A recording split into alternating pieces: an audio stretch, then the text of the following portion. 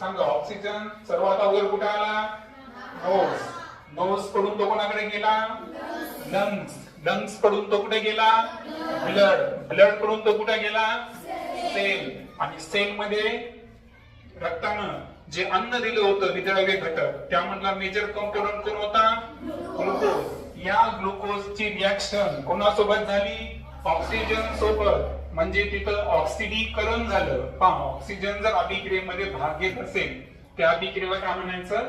ऑक्सिडीकरण. म्हणजे इथं फूड जे आहे फूडचं काय झालं बरं? ऑक्सिडेशन. काय झालं? ऑक्सिडेशन. आणि तयार काय झाला? कार्बन डायऑक्साईड आणि वॉटर. आता मला सांगा, श्वास सोडताना आपल्या शरीरानं काय तयार केला होता? मग तो कुठे तयार झाला? प्रत्येक पेशीमध्ये. इथं आज आपण जे ऑक्सिजन आहे, ओके, ज्याचं रेणुसूत्र काय आहे? O2. तर या ऑक्सिजनचं कार्य काय आहे हे आपण समजून घेणार आहोत. आता जेव्हा आपण ऑक्सिजन बद्दल बोलतो तर आपल्या सर्वसामान्यपणे दोन मुद्दे आपल्या समोर असतात की ऑक्सिजनची जी आवश्यकता आहे ती आहे श्वसन आणि दुसरा आहे ज्वलन. ओके, श्वसन ज्याला इंग्रजीमध्ये आपण रेस्पिरेशन म्हणू आणि ज्वलन ज्याला आपण इंग्रजीमध्ये काय म्हणू? Burning process. ओके, कशा दोन प्रोसेस साठी कशाची आवश्यकता असते? ऑक्सिजनची आवश्यकता असते. आता सर्वप्रथम आपण ज्वलन संदर्भात थोडस डिस्कस करू आणि त्यानंतर आपण श्वसन या कन्सेप्ट बद्दल बोलू. आता जेव्हा आपण ज्वलन हा शब्द लिहू, यस, तर ज्वलन या शब्दाबद्दल किंवा या प्रोसेस बद्दल बोलत असताना आपल्या माइंड मध्ये एक पाहिजे की आपल्याला माहिती आहे की कोणत्या कोणत्या वस्तू ज्या आहेत ह्या पेट धरू शकतात. सामान्यपणे जर पाहिलं आपण तर अशाच वस्तू पेट घेत असतात की ज्या वस्तूमध्ये मॅक्सिमम प्रमाण हे कोणाचं असतं? कार्बनचं असतं. कारण पहा, लक्षात घ्या, जेव्हा आम्ही इंधन शब्द बोलू, ओके, इंधन किंवा इंग्रजीमध्ये काय म्हणू आपण? फ्यूल. तर जेव्हा मी इंधनाबद्दल बोलतो तर इंधनामधला मेजर कंपोनंट काय असतो? कार्बन.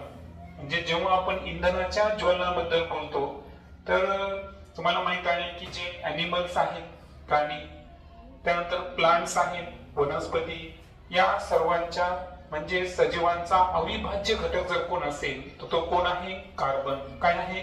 कार्बन. आणि दॅट्स व्हाय सेम पद्धतीनं या अगोदर मी तुम्हाला शिकवलेलं आहे की जी पेट्रोलियम पदार्थ आहे त्यामध्ये आपण काय काय पाहिलं? मिथेन, इथेन, प्रोपेन, ब्युटेन, हे सगळे हायड्रोकार्बन पाहिले. हायड्रोकार्बन म्हणजे याच्यामध्ये कशाचा समावेश आहे? कार्बनचा समावेश आहे. म्हणून लक्षात ठेवायचं की कार्बनचं जर पूर्ण ज्वलन हे ऑक्सिजनच्या प्रेझेन्स मध्ये होत असेल, कम्प्लीट, मी शब्द का वापरतो? कम्प्लीट कंब्युशन. ज्वलनाला एक शब्द वापरला होता मी, बर्निंग, आणि दुसरा शब्द का वापरला मी? कंब्युशन. तर कम्प्लीट कंब्युशन म्हणजे ऑक्सिजन जर पूर्णपणे अवेलेबल असेल तर कार्बनचं पूर्ण ज्वलन होऊन त्या ठिकाणी तयार होणारा जो संयुग आहे, कंपाऊंड आहे, तो कोणता आहे? कार्बन डाय ऑक्साईड, CO2. ही जी हा जो रेणुसूत्र आहे हे कशाचा आहे? कार्बन डाय ऑक्साईड. याचं हे काय आहे? रेणुसूत्र आहे. आणि कार्बनचं जेव्हा कम्प्लीट कंब्युशन म्हणजे पूर्णतः ज्वलन होईल, कसं होईल? पूर्णतः ज्वलन होईल, तर अशा वेळेस निर्मिती होते कार्बन डाय ऑक्साईडची. आणि जर कार्बनचं अपूर्ण ज्वलन झालं, कार्बन आणि मी ऑक्सिजन कमी प्रमाणात, म्हणजे काय घेतला मी? हाफ O2 घेतला. इथं काय घेतलं होतं मी? O2, एक मॉलिक्यूल घेतला होता ऑक्सिजनचा. इथं ऑक्सिजनचा मी किती घेतला? अर्धा मॉलिक्यूल रिॲक्शन साठी वापरतो आणि अर्धा मॉलिक्यूल वापरला, याचा अर्थ आता पूर्णतः ज्वलन होणार आहे का? नाही. कार्बनचं काय होणार आहे? अपूर्ण ज्वलन. काय होणार आहे? अपूर्ण ज्वलन. अपूर्ण ज्वलन जे आहे त्याला म्हणू आपण इनकम्प्लीट कंब्युशन. काय म्हणू? इनकम्प्लीट कंब्युशन. आणि अपूर्ण ज्वलन झालं की जो घटक तयार होतो तो आहे CO. आता लक्षात घ्या, मी जर कॅपिटल C आणि स्मॉल O लिहिला असता तर हा एक इलेमेंट आहे, त्याचं नाव काय आहे? कोबाल्ट. मी कोबाल्ट बद्दल लिहिलं का? नाही. इथं C पण कॅपिटल आहे आणि O पण कॅपिटल आहे. या विषारी वायूचं नाव आहे कार्बन मोनॉक्साईड. काय आहे? Carbon monoxide. हा विषारी वायू तयार होतो ज्याचं सूत्र आहे CO. काय आहे? मग कार्बन डायऑक्साईड असेल तर त्याला तुम्ही काय रीड करणार? सॉरी, CO2 असेल त्याला काय रीड करणार? Carbon dioxide. आणि फक्त CO जर लिहिलं दोन्ही कॅपिटल तर हा काय असेल? मोनॉक्साईड. आणि कॅपिटल C आणि स्मॉल O लिहिला तर तो इलेमेंट आहे. तो कंपाऊंड आहे का? नाही. आणि त्या इलेमेंटचं नाव काय आहे? कोबाल्ट. ओके. आणि मला आता सांगा, कार्बनचं जर कम्प्लीट कंब्युशन, कार्बनचं जर कम्प्लीट कंब्युशन म्हणजे पूर्णतः ज्वलन होत असेल तर काय तयार होईल? Carbon dioxide. आणि कार्बनचं जर इनकम्प्लीट कंब्युशन होत असेल तर काय तयार होतो? कार्बन मोनॉक्साईड, जो की विषारी वायू, एक पॉइझनियस गॅस आहे. ओके. आता हे झालं ज्वलन संदर्भात. आता आपण थोडंसं बोलू श्वसन संदर्भात. ऑक्सिजनचा दुसरा जो रोल पाहिला आपण तो काय आहे? श्वसन. आता एक लक्षात घ्या, मोस्ट ऑफ द टाइम काय होतं की श्वसन म्हणजे काय? श्वास घेणे आणि श्वास सोडणे. किंवा आपण म्हणतो की ऑक्सिजन शरीराच्या आत घेणे आणि कार्बन डायऑक्साईड नाकावाटे बाहेर टाकणे. हे श्वसन आहे का? नाही. It is not a respiration. ते आहे श्वासोच्छवास. काय आहे? श्वासोच्छवास. पहा, एक क्रिया आहे श्वासोच्छवास. तर याच्यामध्ये दोन गोष्टी व्हायला. पहा, एक व्हायला श्वास घेणे. पहिली क्रिया कोणती आहे? श्वास घेणे. आणि दुसरी क्रिया कोणती आहे? श्वास सोडणे. अशा दोन क्रिया व्हायला. आता यामध्ये आवर्जून लक्षात ठेवायचं की जे श्वासोच्छवास आहे याला आपण म्हणतो ब्रीदिंग. काय म्हणतो? ब्रीदिंग. ब्रीदिंग म्हणजे श्वास घेणे आणि श्वास सोडणे एका पाठोपाठ होणाऱ्या क्रिया आहे. जेव्हा आपण श्वास घेतो, श्वास घेणेला इंग्रजीमध्ये म्हणायचं इनहेलेशन. काय म्हणायचं? इनहेलेशन. आणि श्वास सोडणे याला इंग्रजी म्हणायचं एक्सहेलेशन. काय म्हणायचं? एक्सहेलेशन. आता इनहेलेशन, श्वास घेताना आपण आपल्या शरीरामध्ये कोणता वायू घेतो? O2. बरोबर. आणि एक्सहेलेशन दरम्यान कोणता वायू शरीराबाहेर? CO2.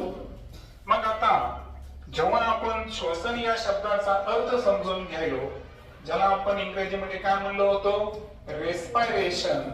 तर मग हे रेस्पिरेशन ब्रीदिंग आहे का? तर उत्तर आहे नाही. रेस्पिरेशन हे ब्रीदिंग आहे का? नाही. तर रेस्पिरेशन जे आहे ही फार मोठी प्रोसेस आहे ज्याच्यामध्ये डायजेशनची प्रोसेस सुद्धा समाविष्ट आहे. लक्षात घ्या, बऱ्याच वेळेस आपल्याला प्रश्न पडतो की आपल्याला सजीवांना जगण्यासाठी कशाची आवश्यकता आहे? तर ऑक्सिजनची आवश्यकता आहे. मग सजीवांना जगण्यासाठी ऑक्सिजनची आवश्यकता आहे म्हणजे नुसतं ऑक्सिजन शरीरात घेणं म्हणजे जगलं असं आहे का? नाही. तर लक्षात घ्या, ऑक्सिजनचं कार्य काय आहे? ऑक्सिजनचं कार्य काय आहे हे समजून घेणं खूप महत्वाचं आहे. आता ऑक्सिजनचं कार्य काय आहे तर लक्षात घ्या, ऑक्सिजन जगण्यासाठी आवश्यक आहे.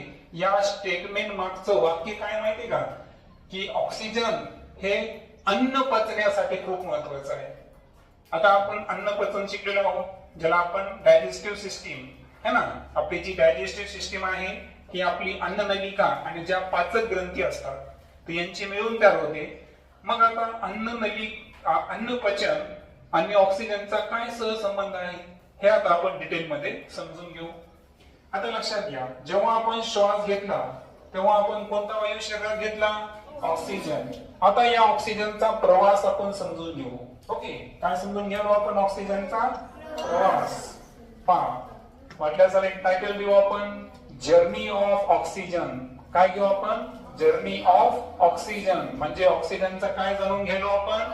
प्रवास. पहा, सर्वात अगोदर नाकावाटे आपण ऑक्सिजन कुठे गेलो? आपल्या शरीरामध्ये. तर तुम्हाला माहित आहे की आपण जेव्हा श्वास घेतो सर्वात अगोदर ऑक्सिजन कुठे येणार? आपल्या नाकामध्ये. तिथून जो आहे तिथून आपण डायरेक्ट पुढचं स्थान घेऊ नोज. नाक म्हणजे काय? नोज. नाकावाटे आपण, तुम्हाला माहितीये का, नाकामध्ये जे धुळी कण वगैरे असतात ना, त्या ट्रॅप करण्यासाठी काही लहान लहान जे आहेत तर हेअर्स प्रेझेंट असतात, केस प्रेझेंट असतात. त्याच्यामुळे हवा जी आहे ती फिल्टर होते आणि हवा फिल्टर होऊन नाकावाटे जी आहे ती कुठे जाते? आपल्या लंग्स पर्यंत. लंग्स म्हणजे काय? फुफ्फुसे. लक्षात आलं का? आता ही फुफ्फुसापर्यंत जाताना जी आहे लॅरिंग्स, फेरिंग्स, इथून ती ट्रॅव्हल करत असते. आपली ट्रकिया वगैरे जे आहे श्वास नलिका इथून ती ट्रॅव्हल करते, पण फायनली कुठे जाते ती? फुफ्फुसामध्ये. फुफ्फुसामध्ये काय आहे? फुफ्फुसे जे आहे त्यांना इंग्रजीमध्ये काय आपण म्हणतो? लंग्स. येते लक्षात? आता हे जे ऑक्सिजन फुफ्फुसापर्यंत गेला तर फुफ्फुसामध्ये काय आहेत माहितीये का?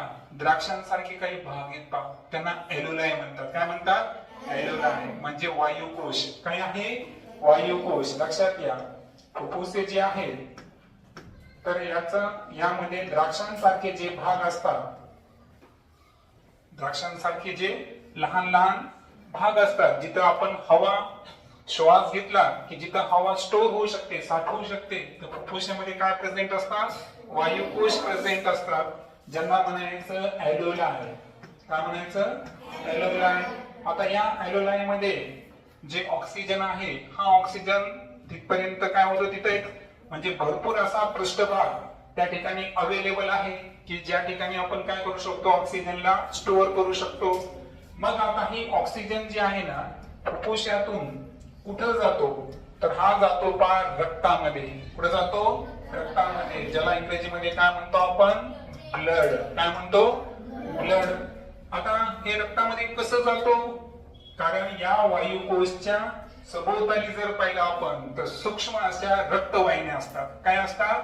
सूक्ष्म अशा रक्तवाहिन्या असतात आणि ते रक्तवाहिन्या जे आहेत हे विसरण म्हणजे डिफ्युजन प्रोसेस मुळे ते वायुकोशातून कुठे जातो? ऑक्सिजन रक्तामध्ये जाऊ शकतो. ऑक्सिजन जेव्हा आपण घेतला काय झालं बरं? अगोदर कुठे घेतला आपण? नाकाने श्वास घेतला, त्यानंतर फायनली तो कुठे गेला? फुफ्फुसापर्यंत गेला. फुफ्फुसातून हा ऑक्सिजन कुठपर्यंत आला? रक्तात म्हणजे ब्लड पर्यंत आला. आता ब्लड मध्ये एक घटक आहे पहा, HB. HB चा अर्थ आहे हिमोग्लोबिन. एक तांबड्या रंगाचा है ना लोहयुक्त प्रोटीन आहे तो, है ना, कारण आपल्याला माहिती आहे त्याचं नाव काय आहे? हिमोग्लोबिन. काय नाव आहे? हिमोग्लोबिन. हिमोग्लोबिन हे एक इंग्रजी नाव आहे. तर हे जे हिमोग्लोबिन आहे हे आपल्या शरीरातलं एक असं प्रथिन आहे की ज्यामध्ये काय प्रेझेंट आहे? लोह. काय प्रेझेंट आहे? लोह. लोह म्हणजे लोखंड आणि लोखंडाची संज्ञा काय आहे? Fe. तर आणि तिथं लोहाचा रंग तुम्हाला माहिती आहे ना कसा असतो? तांबड्या रंगाचा असतो आणि म्हणून जे हिमोग्लोबिन आहे हे लोह असल्यामुळे कोणत्या रंगाचा दिसतो आपल्याला? तांबड्या रंगाचा दिसतो. मग आता हे हिमोग्लोबिनचं काम काय आहे? हिमोग्लोबिनचं काम आहे की रक्तामध्ये आलेलं जे ऑक्सिजन आहे या ऑक्सिजनला घेऊन जातो आणि हे ऑक्सिजन कुठपर्यंत जातं? प्रत्येक पेशीपर्यंत. पेशीला इंग्रजीमध्ये काय म्हणतो आपण? सेल. म्हणजे रक्तामधून ऑक्सिजन जे प्रवास करायला तो कुठपर्यंत चालला? प्रत्येक पेशीपर्यंत. आपल्याला तुम्हाला माहिती आहे सजीवांचा रचनात्मक आणि कार्यात्मक एकक कोणता आहे? पेशी. आणि प्रत्येक पेशीपर्यंत ऑक्सिजन नेण्याचं काम कोण करतो? हिमोग्लोबिन. मग आता पेशीमध्ये होतं काय? आता जेव्हा आपण अन्नपचन शिकलो होतो, अन्नपचन कसं आहे हे थोडक्यात सांगतो मी तुम्हाला. लक्षात घ्या, थोडस सेकंड पेजवर पहा. जेव्हा आपण पचनाची जी सुरुवात आहे पहा, आता मी कशाबद्दल बोललो? एक मिनिट, थोडस तुम्हाला आठवण करून देतो. अन्नपचन ची प्रोसेस कशी असते पहा. अन्न पचन म्हणजेच काय? डायजेशन. डायजेशन साठी दोन गोष्टी महत्वाच्या आहे. एक आहे अन्ननलिका आणि दुसरा आहे पाचक ग्रंथी. अन्ननलिका जी आहे पहा, अन्न पचनसाठी दोन महत्वाचे घटक कोण आहे? पहिलं काय सांगितलं मी तुम्हाला? अन्ननलिका. अन्ननलिका म्हणजे ज्याला इंग्रजीमध्ये म्हणतो आपण एलिमेंटरी कॅनल. काय म्हणतो? Elementary canal. आणि दुसरा आहे पहा पाचक ग्रंथी. काय आहे?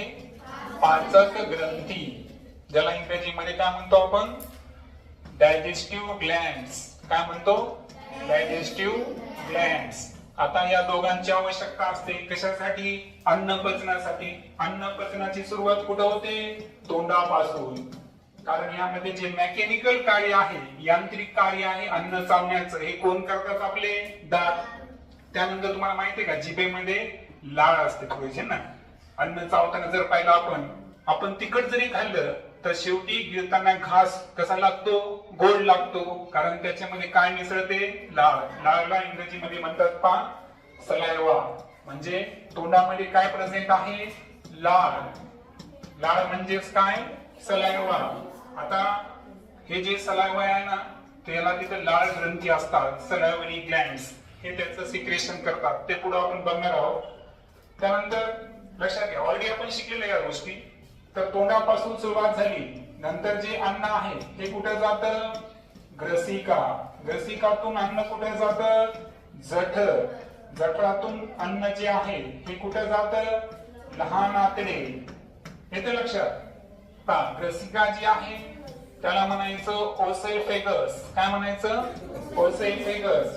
जठर जे आहे त्याला इंग्रजी म्हणतात स्टमक. काय म्हणतात? स्टमक. लहान आतडे आहे त्याला इंग्रजीमध्ये म्हणतात स्मॉल इंटेस्टाईन.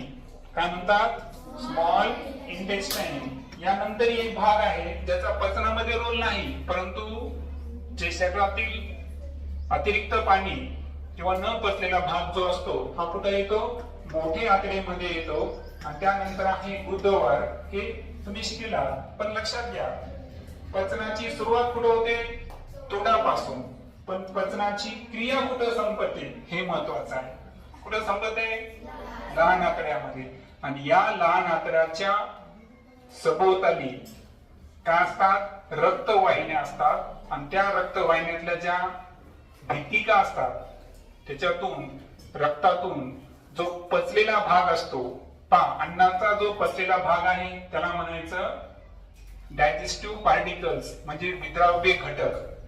पहा, आपण जे खाल्लं होतं, वरण असू द्या, भात असू द्या, पोळी असू द्या, त्याला काय म्हणलो आपण?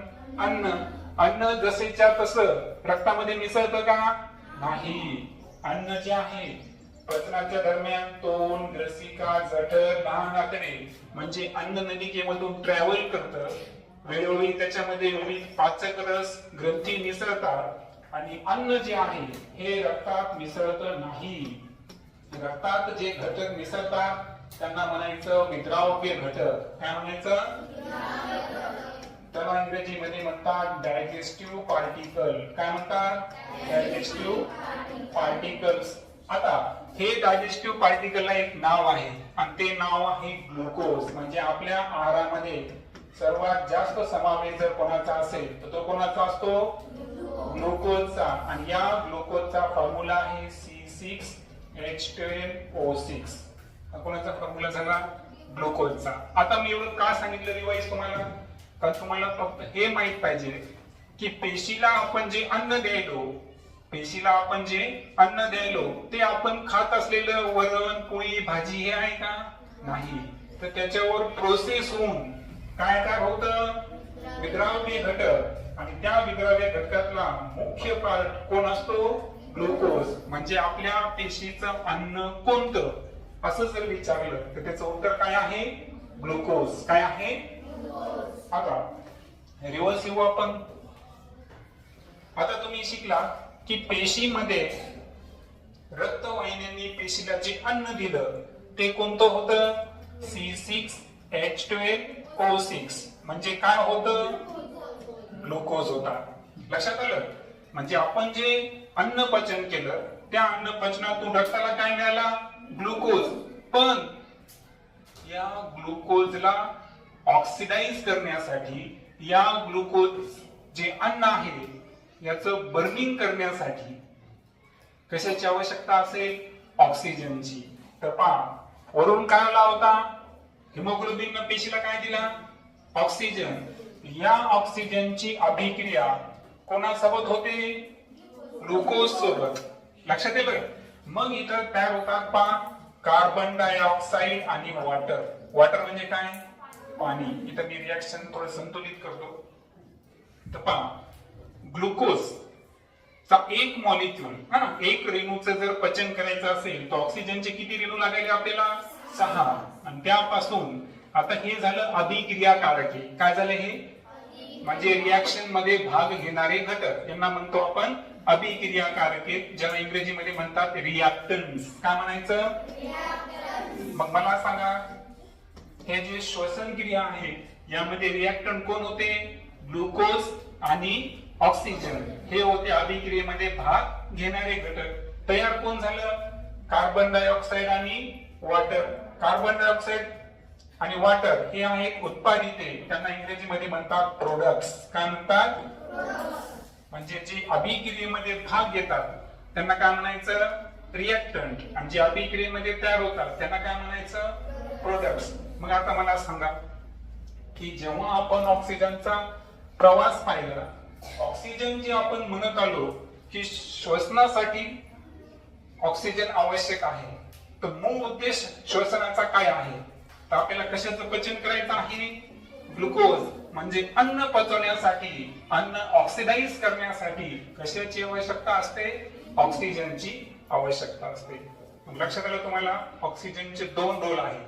पहिला रोल काय पाहिला आपण? ज्वलन, कंब्युशन, हे की नाही? आणि दुसरा रोल पाहिला आपण श्वसन. पण श्वसन कोणाशी रिलेटेड आहे? पचनाशी, अन्न पचन जे आहे. कारण आपण पाहिलं, सांगा, ऑक्सिजन सर्वात अगोदर कुठे आला? नोज. नोज कडून तो कोणाकडे गेला? लंग्स. लंग्स कडून तो कुठे गेला? ब्लड. ब्लड कडून तो कुठे गेला? सेल. आणि सेल मध्ये रक्तानं जे अन्न दिलं होतं, वितळवे घटक, त्यामधला मेजर कंपोनंट कोण होता? ग्लुकोज. या ग्लुकोजची रिएक्शन कोणासोबत झाली? ऑक्सिजन सोबत. म्हणजे तिथं ऑक्सिडीकरण झालं. पहा, ऑक्सिजन जर अभिक्रियेमध्ये भाग घेत असेल त्या अभिक्रियेला काय म्हणायचं? ऑक्सिडीकरण. म्हणजे इथं फूड जे आहे, फूडचं काय झालं बरं? ऑक्सिडेशन. काय झालं? ऑक्सिडेशन. आणि तयार काय झाला? कार्बन डायऑक्साइड आणि वॉटर. आता मला सांगा, श्वास सोडताना आपल्या शरीरानं काय तयार केला होता? मग तो कुठे तयार झाला? प्रत्येक पेशीमध्ये. इथं पहा ना, इथं अभिक्रियेमध्ये काय तयार झालेला आहे? Carbon dioxide. म्हणजे आपण म्हणतो की श्वास सोडताना आपण CO2 वायू बाहेर सोडतो, पण हा CO2 आला कुठून? मग CO2 आला कुठून? तर तो कुठून आला? पेशीतून. पेशीनं जेव्हा ग्लुकोजला ऑक्सिडाइज केलं तेव्हा काय काय तयार झालं? कार्बन डायऑक्साइड आणि वॉटर. आणि म्हणून हा कार्बन डायऑक्साइड कसा येतो पहा? कार्बन डायऑक्साइड पेशीतून कुठे येणार? रक्तात. रक्तातून हा कार्बन डायऑक्साइड कुठे येणार? लंग्स. लंग्स कडून हा कार्बन डायऑक्साइड कुठे येणार? आणि नोज मधून हा CO2 काय होणार? बाहेर पडणार. येते लक्षात? इथं आणि आपण म्हणतो की जेव्हा आपण श्वास सोडतो तेव्हा फक्त कार्बन डायऑक्साइड असतं का? लक्षात घ्या, जेव्हा आपण श्वास सोडतो तेव्हा फक्त 4% कार्बन डायऑक्साइड असतं. किती असतं? मग त्या व्यतिरिक्त त्याच्यामध्ये काय असते? जलबाष्प. जलबाष्प म्हणजे काय आला? H2O. हे सुद्धा, ही जी अभिक्रिया मी तुमच्या समोर लिहिली याला म्हणायचं श्वसनाची अभिक्रिया. काय म्हणायचं? आणि म्हणून लक्षात घ्या, सब चॅप्टर सुरुवातीला मी जागा सोडलेली बघा इथं. कुठं आहे? ओके, ते इंधनाचं ज्वलन होतं. तर श्वसन मध्ये मी जागा सोडली ती कशासाठी? की श्वसन रिएक्शन काय आहे तर लक्षात घ्या. रक्तानं जेव्हा अन्न पचन केलं तेव्हा काय दिला? ग्लुकोज. त्यानंतर आपण श्वास घेतला तो काय होता? ऑक्सिजन. इथं अन्नाचं काय झालं? ऑक्सिडीकरण. म्हणजे अन्न पचलं, काय तयार झालं? कार्बन डायऑक्साइड आणि जलबाष्प तयार झालं. याला म्हणायचं काय? म्हणायचं श्वसन आणि ज्वलनाचे दोन प्रकार सांगितले मी तुम्हाला, कम्प्लीट आणि इनकम्प्लीट. पूर्ण ज्वलन मध्ये कार्बन पासून काय तयार होईल? कार्बन डाय ऑक्साईड. आणि कार्बनचं जर अपूर्ण ज्वलन होत असेल तर काय तयार होतो? Carbon monoxide, CO. ओके, हा आहे ऑक्सिजनचा प्रवास.